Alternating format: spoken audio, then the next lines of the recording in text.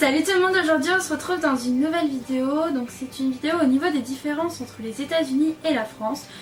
Je sais, vous allez me dire, mais Laura, ce genre de vidéo il y en a 36 000 sur YouTube. Oui, je sais, mais je trouvais que c'était une vidéo qui allait bien avec le thème de ma chaîne. Donc je me suis dit pourquoi m'en priver, pourquoi pas le faire. À la différence des autres chaînes, je vais vous dire si je suis plus adepte à la version américaine ou à la version française de tout cela. Alors, je vais pas évidemment parler de toutes les différences entre la France et les États-Unis dans cette vidéo parce que ça serait beaucoup trop long, on en aurait pour des heures et des heures, sachant que des différences, il y en a plein. Donc je vais évoquer 10 différences pour cette première vidéo. Et si vous voulez d'autres vidéos comme celle-ci ou que celle-ci vous plaît, n'hésitez pas à mettre un pouce en l'air pour que je puisse savoir si je dois en faire une nouvelle édition, donc l'édition numéro 2 des différences entre la France et les États-Unis. Et on commence tout de suite. En numéro 1, je vais vous parler des restaurants. Donc c'est une très grosse différence entre la France et les États-Unis. C'est fou parce que ça se passe vraiment pas du tout pareil. Donc oui, au début, quelqu'un vous emmène à votre table et là, tout commence déjà. Devant vous, vous avez un verre qui est plus rempli de glaçons que d'eau. Oui, les Américains ont je ne sais pas quoi avec les glaçons, mais ils adorent mettre des glaçons dans toutes vos boissons que vous prenez, que ce soit de l'eau ou un soda. Et vous n'avez que ce verre sur la table, vous n'avez pas de carafe d'eau. Pourquoi? Parce que le serveur, à chaque fois que vous videz un tout petit peu de votre verre d'eau, il vous remplit à chaque fois votre verre d'eau pour faire un service pour lui. Ce n'est pas au client de se servir, le client est roi aux États-Unis. Au niveau des restaurants, mais vous allez comprendre un peu plus tard pourquoi. Donc du coup vous avez votre carte, vous commandez, vous avez vos plats qui arrivent et là le serveur vient toutes les 3 minutes pour vous poser la même question. Est-ce que ça se passe bien? Est-ce que ça vous va? Est-ce que c'est bon? Vous avez besoin d'autre chose? Enfin bref, toutes les 3 minutes vous avez le droit au serveur qui vient alors que vous êtes en train de manger, juste envie de lui dire enfin du genre oui c'est bon, ça fait 3 minutes que t'es venu, en 3 minutes mon plat n'a pas changé. C'est très lourd, mais bon. Puis vous avez fini votre repas, votre verre a été resservi plusieurs fois avec plein de glaçons bien évidemment.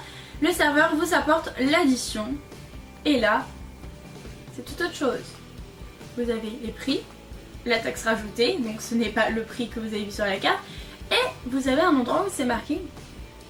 Et vous avez un endroit où c'est marqué tips. Qu'est-ce que c'est les tips? C'est les pourboires que vous devez laisser au serveur. Il faut savoir qu'il faut laisser entre 20% et je crois que c'est 45 ou quelque chose comme ça. Enfin bref, vous laissez minimum 20% de tips et après vous laissez ce que vous voulez bien sûr. Pourquoi? Parce qu'il faut savoir que le serveur est payé aux tips aux États-Unis. Donc vous devez laisser au moins 20% de votre addition. Alors là c'est tout quelque chose de calculer. Il faut absolument savoir calculer les taxes, de savoir calculer les tips. Oh là là, bon généralement sur votre ticket vous avez des sortes de suggestions. Donc par exemple 20% ça sera tant, 30% ça sera tant. Heureusement vous n'avez pas besoin à faire le calcul. Si le service ne vous a pas du tout plu, vous êtes quand même obligé de laisser 20% de tips. Voilà, il faut savoir. Et également, si vous n'avez pas fini votre repas, vous pouvez ramener votre doggy bag chez vous. Qu'est-ce que c'est le doggy bag? C'est votre repas que vous n'avez pas fini, qu'ils ont remis dans une boîte et qu'ils vous donnent à la fin, juste avant de partir. Donc, est-ce que je suis plus adepte des restaurants américains ou français? Donc là, il n'y a pas photo. Pour moi, je préfère les restaurants français de loin. Parce qu'avoir un serveur toutes les 3 minutes qui vient vous voir, est-ce que ça va? C'est un peu lourd à la fin. L'avantage, c'est de ramener son doggy bag. Alors, les taxes à calculer, les tips à calculer, moi je préfère avoir l'édition comme je l'ai en France. Je prends un plat qui me plaît, j'ai le même prix à la fin, voilà. Donc pour moi, restaurant français. Donc deuxième point, j'en ai un peu parlé dans le point numéro 1, c'est les taxes. Alors qu'est-ce que c'est les taxes? Bah nous on les a en France, on a les 20%, on a les 6... Enfin je sais pas trop, j'ai jamais été forte en comptabilité et ça ne changera jamais.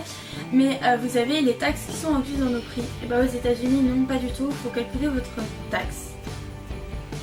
Ou alors vous avez des surprises à la caisse. En fait que vous allez dans un supermarché, que vous allez au restaurant, que vous payez une activité, vous avez un prix de base. Et au moment de payer, au moment de l'addition, vous avez un autre prix, le prix avec taxe. Des fois ça va, c'est quelques centimes, mais des fois vous avez des bonnes surprises. J'ai acheté mes chaussures par exemple la dernière fois, j'ai eu $10 de taxe. ça fait un peu mal, mais bon, vous arrivez à la caisse, vous n'allez pas dire ah non 10%, 10 dollars de plus, ouais non je vais pas les prendre. Vous comprenez? Mais c'est vraiment lourd, mais vraiment très lourd. Je crois que c'est quelque chose, une des choses qui m'énerve le plus aux États-Unis. Donc là vous avez compris, version française également, hein. Les taxes je les veux incluses. Donc là on va changer d'endroit, on va aller dans une pharmacie.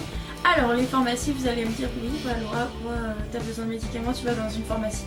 Oui, mais aux États-Unis quand vous allez dans un Walgreens ou un CVS, c'est pas du tout pareil qu'une pharmacie typique française. Oui, parce que déjà leur pharmacie c'est des pharmacies de chaîne, hein, CVS, vous en voyez de partout. Pourquoi c'est pas pareil? Donc oui, vous avez la partie médicaments, la partie où vous allez voir le gars au comptoir, lui dire oui, bon voici mon ordonnance. Mais vous avez également la partie supermarché où vous pouvez faire tranquillement vos courses en achetant votre petite brique de lait, où vous pouvez acheter tranquillement vos petits gâteaux, ou alors des sèche-cheveux ou du maquillage. C'est un supermarché en fait. Et je pense que le plus choquant, c'est quand même de pouvoir acheter ces paquets de cigarettes en pharmacie. Oui, en effet, vous allez au comptoir pour pouvoir payer. Derrière, vous avez plein de paquets de cigarettes. Vous pouvez acheter vos paquets de cigarettes en pharmacie. Comprenez la logique.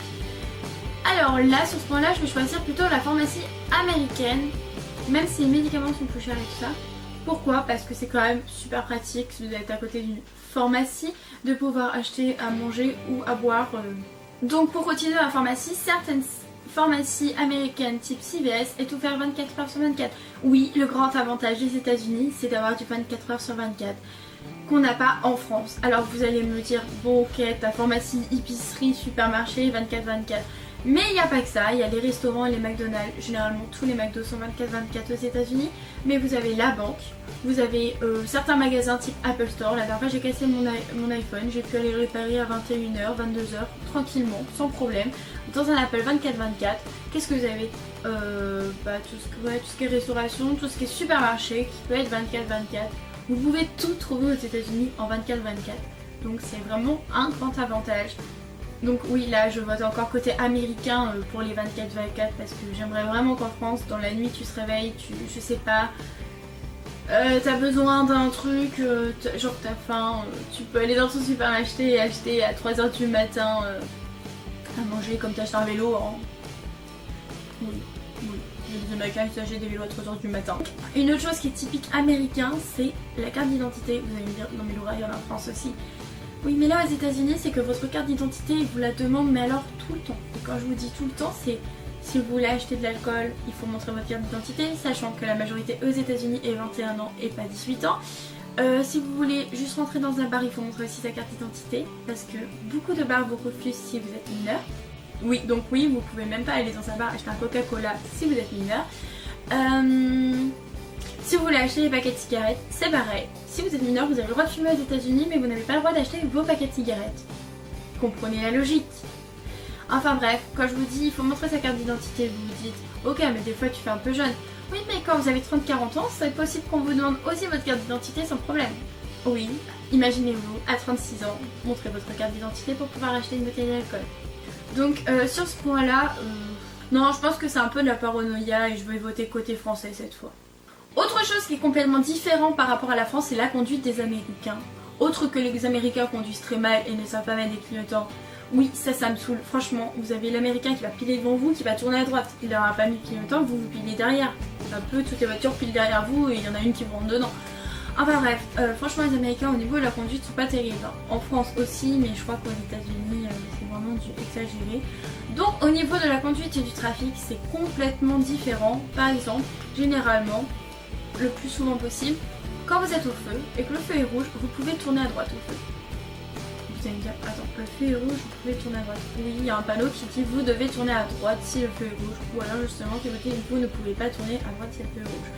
Si vous n'avez pas de panneau, vous tournez à droite quand même. Oui, c'est bizarre, différent, mais on s'y adapte super facilement. Autre chose, c'est que le radar n'existe pas aux États-Unis. Et là, vous allez dire, ouais, super, je vais aux États-Unis, je vais rouler à 200.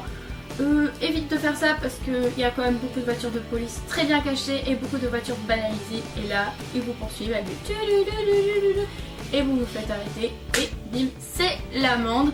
Après, bon, quoi de spécial au niveau de la conduite, je sais pas comment dire parce que maintenant je suis habituée au bout de 7 mois de conduire aux États-Unis, mais c'est vrai que la conduite est quand même assez différente. Après c'est la même chose, hein, volant, pédale, bon beaucoup d'automatique bien évidemment, ça je vais pas vous le cacher. Au début c'est un peu difficile l'adaptation, maintenant c'est genre pépère tranquille. Pour ceux qui savent, je suis rentrée il y a 2 semaines en France. Reprendre une manuelle les gars, c'est dur. Alors déjà j'avais oublié qu'il y avait 3 pédales.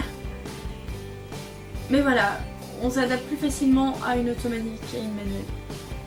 Je dirais pareil pour les deux, donc non, je dirais quand même plus américain parce que c'est quand même plus facile cette histoire de tourner à droite au feu rouge. Et puis bon, un radar normalement qui sont censés conduire au bon kilométrage, donc je dirais côté américain pour la conduite. Et puis les automatiques, franchement c'est pépère les gars, c'est pépère.